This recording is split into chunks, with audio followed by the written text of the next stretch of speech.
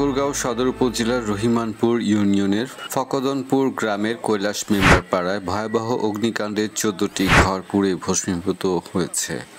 বৃহস্পতিবার ১৩ নভেম্বর সকাল 11:30টার দিকে এ অগ্নিকাণ্ডের ঘটনা ঘটে। স্থানীয় ও ফায়ার সার্ভিস সূত্রে জানা যায়, শ্রী মনোরঞ্জনের রান্নার ঘর থেকে আগুনের সূত্রপাত ঘটে। ঘটনার সময় বাড়িতে কেউ না থাকায় মুহূর্তের মধ্যে আগুন পাশের ঘরগুলোতে ছড়িয়ে পড়ে। এতে মনোরঞ্জন, দীপক বর্মন, দর্প বেওয়া, ধর্মকান্ত বর্মন, কোমল চন্দ্র রায় ও পুলেন চন্দ্র রায়ের ঘরসহ মোট ১৪টি বসতঘর সম্পূর্ণভাবে পুড়ে যায়। খবর পেয়ে ঠাকুরগাঁও ফায়ার সার্ভিসের একটি দল ঘটনাস্থলে পৌঁছে প্রায় ১ ঘন্টার প্রচেষ্টায় আগুন নিয়ন্ত্রণে আনে।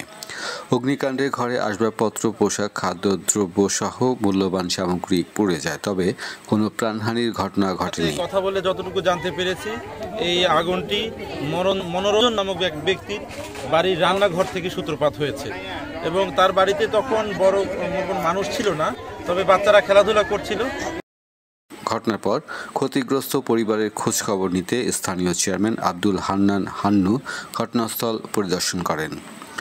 ঠাকুরগাঁও ফায়ার সার্ভিস কর্মকর্তা মোজাম্মেল হক বলেন, প্রাথমিকভাবে ধারণা করা হচ্ছে রান্নার চুলা থেকে আগুনের সূত্রপাত হয়েছে। ক্ষয়ক্ষতির পরিমাণ আনুমানিক ৫,৭০,০০০ টাকা। মাসুদুল হক, কালচক্র 24।